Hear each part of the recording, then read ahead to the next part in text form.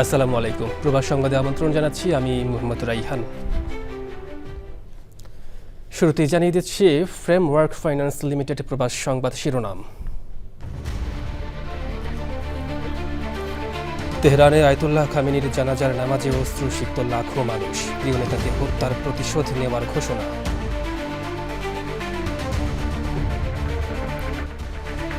দীর্ঘ প্রতীক্ষার পর সিলেটে ম্যানচেস্টার আকাশপথ চালু, সিলেটে অবতরণ করেছে ম্যানচেস্টার থেকে আসা প্রথম ফ্লাইট।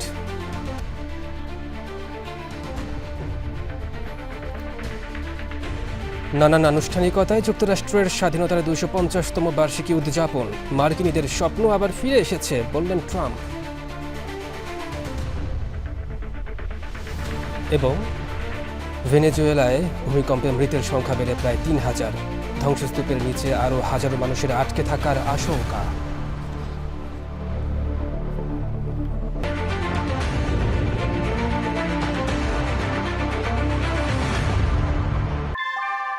নিউ ইয়র্কে প্রবীণদের কাছে আস্থার নাম অল কাউন্টি হোম কেয়ার। এখানে পাচ্ছেন প্রিয়জনের যত্নে অভিজ্ঞ কেয়ার গিভার। কল করুন 646-444-2266। দর্শক, সংবাদ শিরোনামগুলো জানাচ্ছিলাম। এখনকার এই সংবাদ আয়োজনে একই সঙ্গে চ্যানেল আই এর ইউটিউব চ্যানেল এবং চ্যানেল আই এর ওটিটি প্ল্যাটফর্ম আই স্ক্রিনে লাইভ স্ট্রিম হচ্ছে। এবার বিস্তারিত প্রসঙ্গ। ইরানের রাজধানী তেহরানে লাখো জনতার অংশগ্রহণে অনুষ্ঠিত হয়েছে সাবেক সর্বোচ্চ নেতা আয়াতুল্লাহ আলী খামেনির জানাজার নামাজ। এ সময় সমবেত জনতা খামেনি হত্যার প্রতিশোধ নেওয়ার কথা বলেন। অনেকে যুক্তরাষ্ট্র এবং ইসরায়েল বিরোধী স্লোগান দেন। খামেনির জানাজার নামাজ উপলক্ষে তেহরানের অনেক সড়ক ও আকাশপথ বন্ধ করে দেয় কর্তৃপক্ষ। দেশের সর্বস্তরের মানুষ আয়াতুল্লাহ আলী খামেনির প্রতি শেষ শ্রদ্ধা জানালেও এখন পর্যন্ত প্রকাশ্যে দেখা যায়নি তার ছেলে ইরানের সর্বোচ্চ নেতা মুজতবা খামেনিকে। তবে অন্য ৩ ছেলে জানাজার নামাজে অংশ নেন। এছাড়াও ছিলেন ইরানের প্রেসিডেন্ট, স্পিকার সহ সরকারের শীর্ষস্থানীয় কর্মকর্তারা। ৯ জুলাই নিজ শহর মাশহাদে দাফন করা হবে আয়াতুল্লাহ আলী খামেনিকে। সুদীপ্ত মাহমুদের রিপোর্ট। অশ্রুসিক্ত লাখো জনতা, পরনে কালো পোশাক, কারো হাতে ইরানের পতাকা, কারো কারো হাতে প্রয়াত সর্বোচ্চ নেতা আয়াতুল্লাহ আলী খামেনির ছবি। এর চিত্র তেহরানের প্রধান মসজিদ গ্র্যান্ড মোসাল্লা চত্বরের। সেখানে রাখা খামেনির মরদেহ। প্রিয় নেতাকে শেষবারের মতো দেখতে চত্বরে জনস্রোত। ইরানের সর্বোচ্চ নেতা আয়াতুল্লাহ আলী খামেনির জানাজার নামাজে যোগ দিতে রোববার ভোরে বিভিন্ন প্রান্ত থেকে লাখ লাখ মানুষ সমবেত হয় তেহরানের গ্র্যান্ড মোসাল্লায়।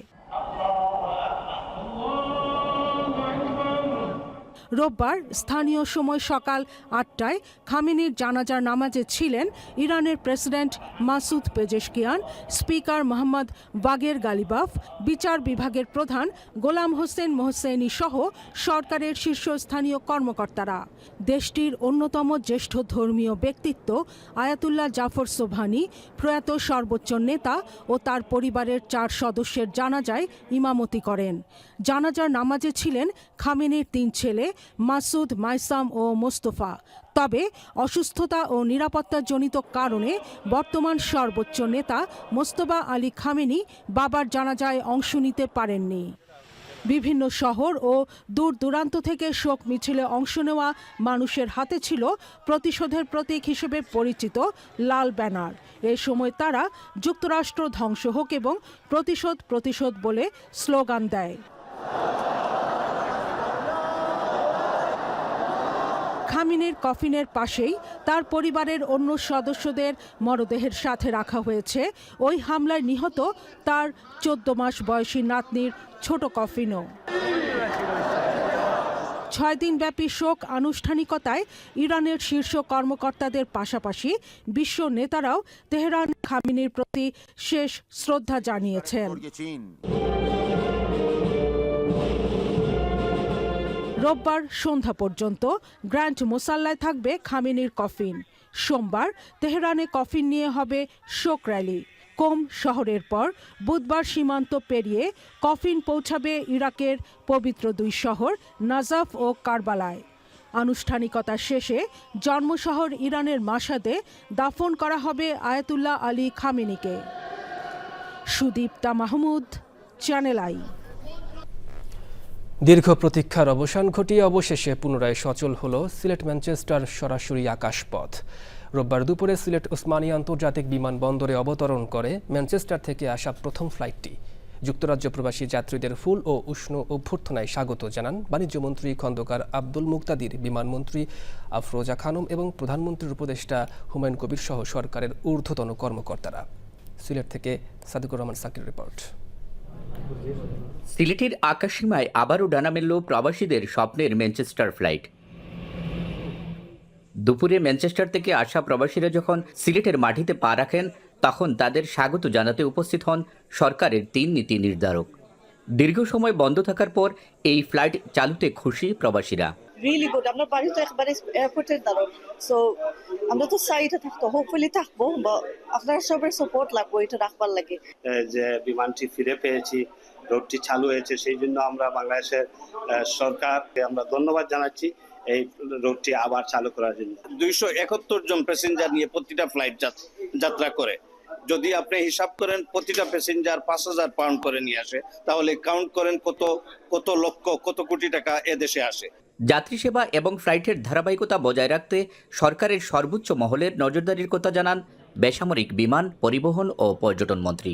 আজকে আমাদের জন্য একটা আনন্দের দিন, কারণ আমাদের প্রবাসী ভাই বোনদের দীর্ঘদিনের একটা প্রত্যাশা ছিল যে ম্যানচেস্টার থেকে সরাসরি সিলেটে ফ্লাইটটা যেন আবার চালু হয়।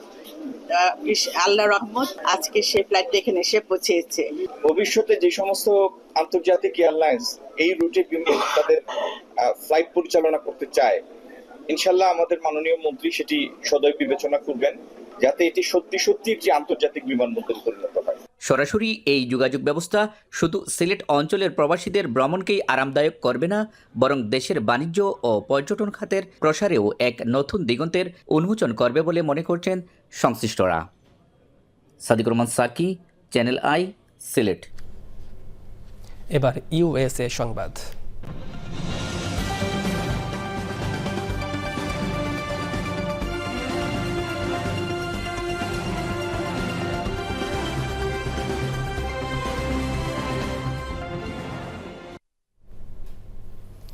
আতশবাজির ঝলক, যুদ্ধবিমানের উড্ডয়ন, ড্রোন শো, কনসার্ট আর লাখো মানুষের উচ্ছ্বাসে স্বাধীনতার 250তম বার্ষিকী উদযাপন করল যুক্তরাষ্ট্র। রাজধানী ওয়াশিংটন ডিসির ন্যাশনাল মলে সমাবেশে ভাষণে প্রেসিডেন্ট ডোনাল্ড ট্রাম্প বলেন, মার্কিনীদের স্বপ্ন আবার ফিরে এসেছে। তবে দুর্যোগপূর্ণ আবহাওয়া ও প্রচণ্ড গরমের কারণে রাজধানী ওয়াশিংটন ডিসি সহ বিভিন্ন স্থানে শোভাযাত্রা, কনসার্ট ও আতশবাজির প্রদর্শনী বাতিল করতে হয়। বিস্তারিত জানাচ্ছেন আমিনা রহমান সুপ্তি।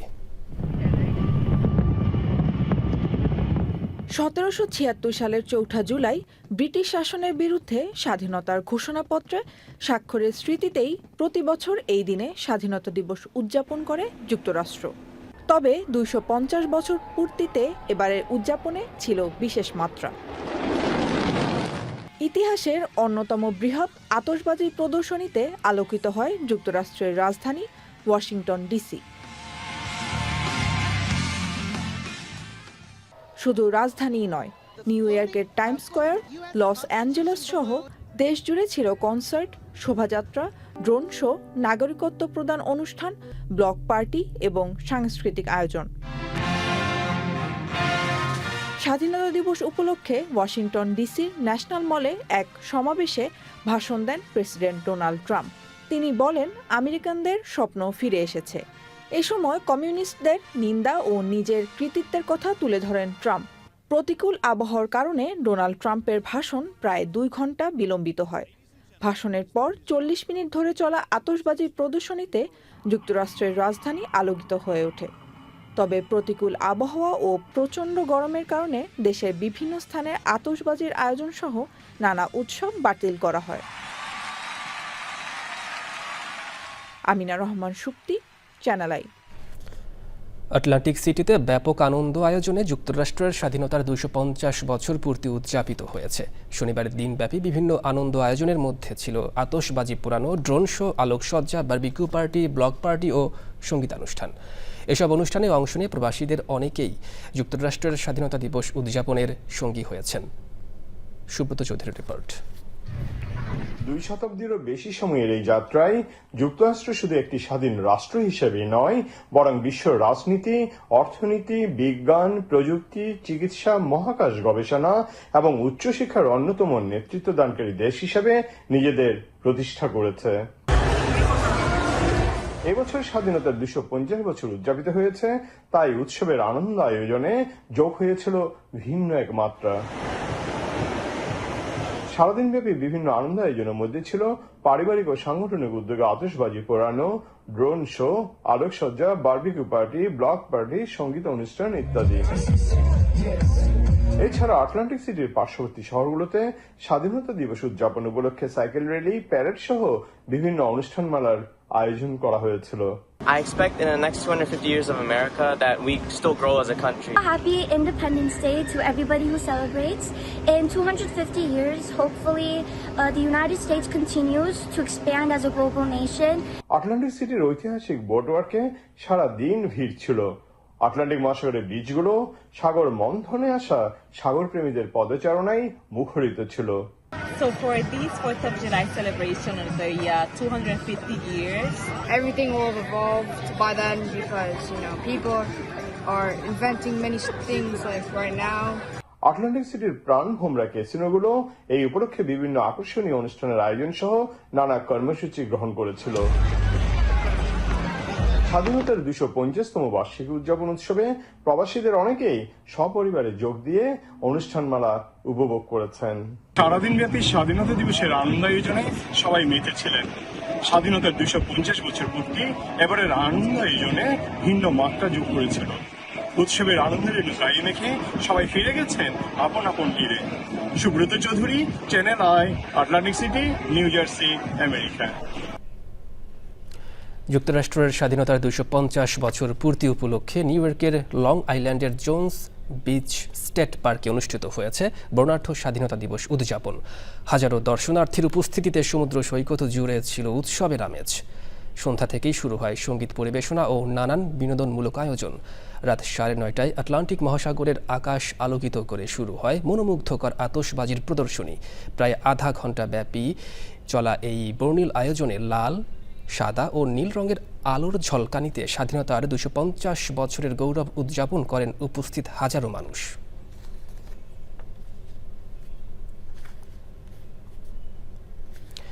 মার্কিন স্বাধীনতার 250তম বার্ষিকী উপলক্ষে আয়োজিত সেলফোর্থ 250 উৎসবের নিউ ইয়র্ক বন্দরে ভিড়েছে ইটালীয় নৌবাহিনীর 95 বছর পুরনো প্রশিক্ষণ জাহাজ আমেরিগো ভেসপুচি। 3 মাস্তুল বিশিষ্ট এই পালতোলা জাহাজটি স্ট্যাচু অব লিবার্টির পাশ দিয়ে আন্তর্জাতিক সুউচ্চ জাহাজ বহরের সঙ্গে শোভাযাত্রায় অংশ নেয়। ইটালীয় নৌবাহিনীর পক্ষ থেকে বলা হয়েছে, জাহাজটির অংশগ্রহণ ইটালি ও যুক্তরাষ্ট্রের দীর্ঘদিনের ঐতিহাসিক বন্ধুত্ব ও সামুদ্রিক ঐতিহ্যের প্রতীক।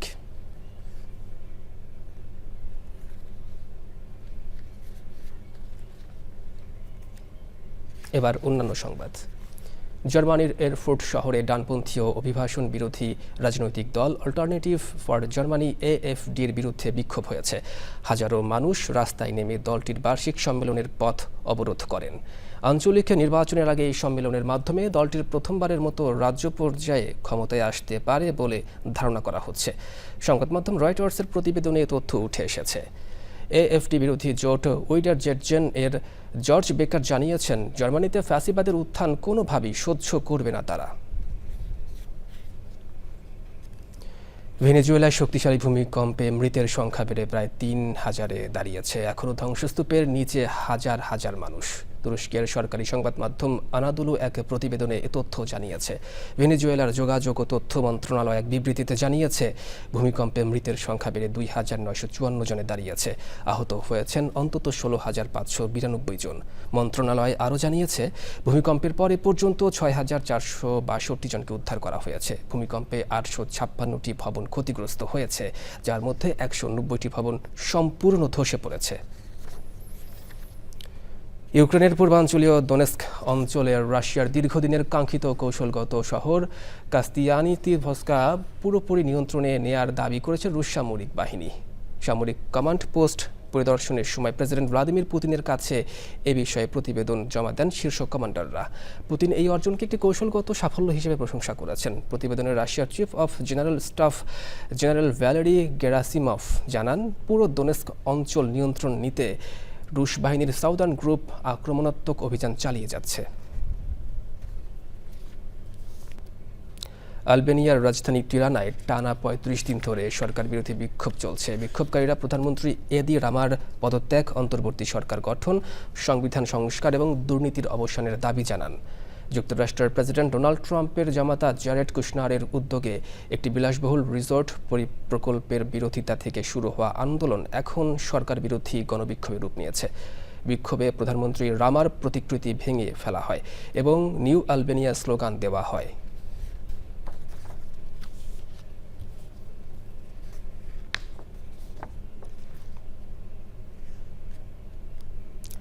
স্পেনের রাজধানী মাদ্রিদে LGBTQ সম্প্রদায়ের বার্ষিক প্রাইড প্যারেড অনুষ্ঠিত হয়েছে। এ সময় রংধনু পতাকা, বর্ণিল ফ্লোট নিয়ে শোভাযাত্রায় অংশ নেয় এ সম্প্রদায়ের মানুষ। সঙ্গীত ও সাংস্কৃতিক আয়োজনের পাশাপাশি সমতা, বৈচিত্র্যের প্রতি শ্রদ্ধা এবং বহু কষ্টে অর্জিত অধিকার রক্ষার আহ্বান করেন তারা।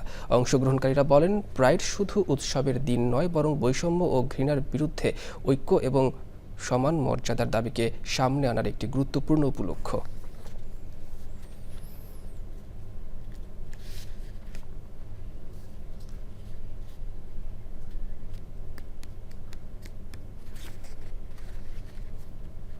বিশ্বকাপের প্রি কোয়ার্টার ফাইনালে মরক্কোর কাছে হেরে বিশ্বকাপ থেকে বিদায় নিয়েছে অন্যতম সহ আয়োজক কানাডা। তবে দুঃখ পেলেও খুব বেশি অখুশি নন কানাডিয়ানরা। অন্যদিকে কানাডাকে হারিয়ে কানাডার মাটিতেই উৎসবে মাতোয়ারা হয়েছেন মরক্কোর দর্শক সমর্থকরা। বিস্তারিত জানাচ্ছেন সঞ্জয় চাকি। কানাডার সঙ্গে মরক্কোর যখন খেলা শুরু হয় তখন বিশেষ করে টরন্টোর যে সিটি হলের সামনে কানাই কানাই পূর্ণ ছিল এই মরক্কো কানাডিয়ান ম্যাচ দেখার জন্য। একের পর এক গোল হয়েছে আর উৎসবে মাতোয়ারা হয়েছে এইভাবে মরক্কানরা। বিশেষ করে সমান উৎসাহ নিয়ে একের পর এক অপেক্ষা করেছেন। হয়তো হয়তো কানাডা গোল দেবে, কিন্তু কানাডার সেই স্বপ্নের গোল শেষ পর্যন্ত হয়নি। শেষ পর্যন্ত কানাডাকে বিশ্বকাপের মাঠ থেকে এই পর্বে এসে বিদায় নিতে হয়েছে। তারপরেও কানাডিয়ান কর্তৃপক্ষ মরক্কোর এই বিজয়কে স্বাগত জানিয়েছে স্বাগতিক দেশ হিসাবে। For Canada, we support Canada always. We love Canada. The players, they're good. Canada. Anyway, we enjoyed the game and we love Canada anyway. It was a good match, but I think Morocco did some good stuff. কানাডিয়ানরা খুব বেশি হতাশ নয়, কারণ Canada এর আগে কখনোই বিশ্বকাপে এত পর্যন্ত আসতে পারেনি। কানাডিয়ানরা এই অগ্রযাত্রাকে সাধুবাদ জানিয়েছে এবং তারা আশা করছে আগামী বিশ্বকাপ হয়তো কানাডা আরো ভালো করবে। হয়তো একদিন এভাবে বিজয়ী হয়ে মরক্কানদের মতো বা অন্য দেশের মতো কানাডাও উৎসবে মাতোয়ারা হবে। সঞ্জয় চাকি, চ্যানেল আই, টরন্টো, কানাডা। দর্শক, সবশেষে ফ্রেমওয়ার্ক ফাইন্যান্স লিমিটেড প্রবাস সংবাদ শিরোনামগুলো জানিয়ে দিচ্ছি আরও একবার। তেহরানে আয়তুল্লাহ আলী খামেনির জানাজার নামাজে অস্ত্রসিক্ত লাখো মানুষ, প্রিয় নেতাকে হত্যার প্রতিশোধ নেওয়ার ঘোষণা।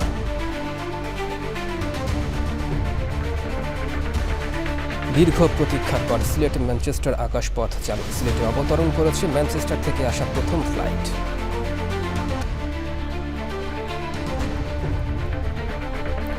নানান আনুষ্ঠানিকতায় যুক্তরাষ্ট্রের স্বাধীনতার 250তম বার্ষিকী উদযাপন। মার্কিনীদের স্বপ্ন আবার ফিরে এসেছে, বললেন ট্রাম্প। এবং ভেনেজুয়েলায় ভূমিকম্পের মৃতের সংখ্যা বেড়ে প্রায় 3000। ধ্বংসস্তূপের নিচে আরও হাজারো মানুষের আটকে থাকার আশঙ্কা।